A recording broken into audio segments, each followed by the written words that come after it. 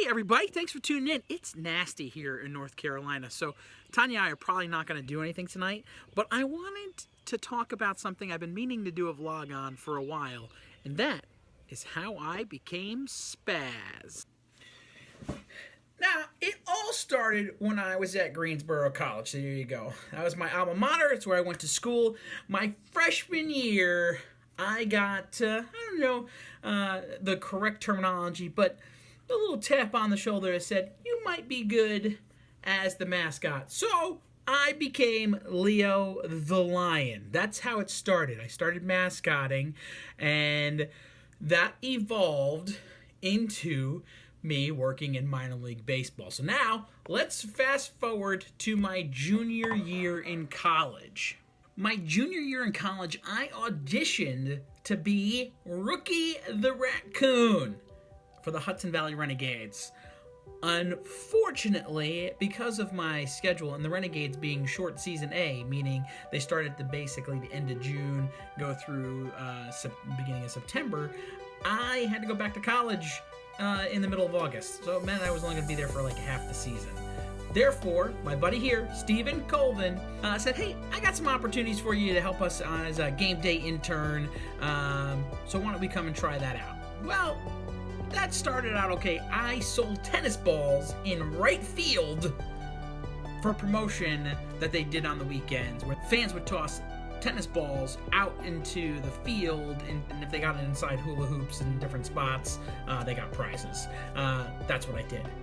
After a couple of games, they realized they really didn't need me anymore, and I said, hey, I got some props in my car from mascotting. Let me run around like a crazy fan. Are you okay with that? And they said, go have some fun. So I went and had some fun. Then by the third inning, the PA announcer, Rick Zolger, who was also at that time the PA announcer for the New Jersey Nets, came over the PA and said, this is our intern, Spaz. And the name was born.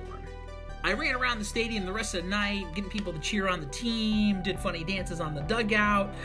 After the game, Steve Gliner, the general manager at the time, said, hey, why don't you come and do that every night until you have to go back to school? And I said, okay, I can do that.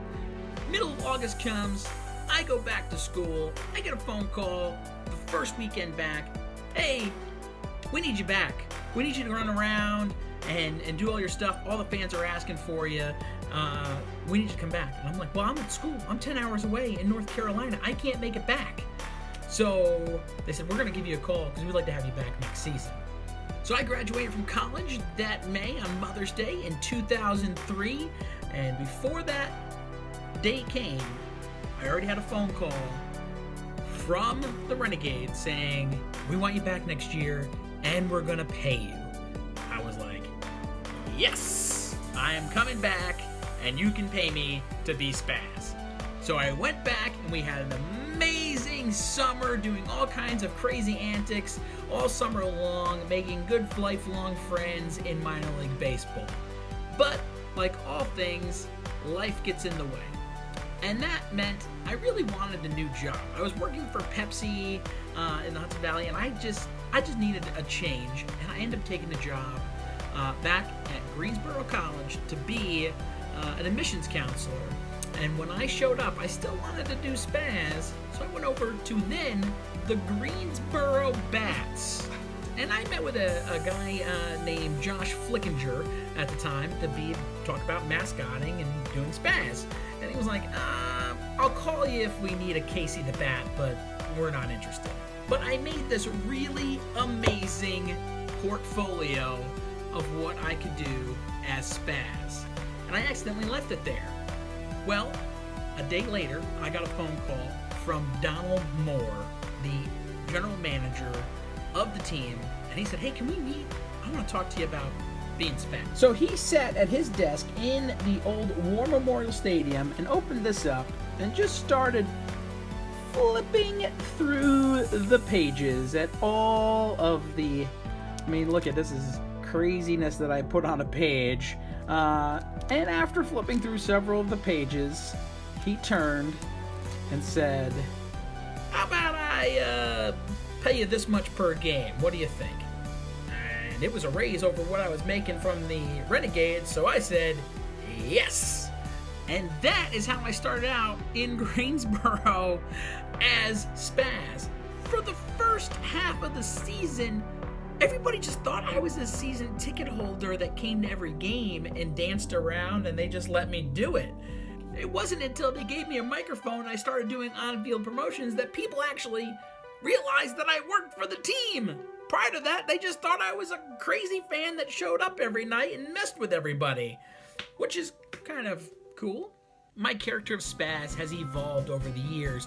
I used to be strictly in stands, and then all of a sudden, when I came to Greensboro, I was on field doing promotions. I used to change costumes with every single promotion, which got very difficult because sometimes half inning breaks are long and sometimes they're really short. So it made changing for all of those promotions difficult, especially when we had to go do stuff in stands and back down on the field and in stands and back on the field. So once I started moving around the ballpark all the time, it made changing between innings very, very difficult. But I'm going to tell you right now, I've made some amazing relationships over my 16 years in minor league baseball. This is my 14th season with the Hoppers. Holy moly, 14 seasons. I've made a lifelong friend in Jim Scott, the former PA announcer for the Hoppers. He worked doing 20 years of PA for both the Bats and the Hoppers. That's a long, long time. I had a lot of fun in Hudson Valley with the Renegades, with the staff there. I even got a little bit of press while I was there, partly because what I do is so different than any other mascotting type thing, because you can see my face. So that really blows people's minds that I'm a mascot, but you can see my face. Well, that's the story on how I became Spaz. And the story is only going to continue and have more stories. I have so many little things that have happened over the years that I need to talk about more often on this channel, and I will. Well, that is how I got the name Spaz, and how Spaz has been around for a long time now. I know I don't even look like I've aged based on some of these photos, but thank you guys so much for watching. I guess the next question is, how long am I going to be Spaz? And that will be a future video, because we'll talk about that somewhere down the road. I'm going to be Spaz for a while, so don't get too nervous. But guys, thanks so much for watching. If you haven't subscribed, please click the little subscribe button, and it's time to Spaz out.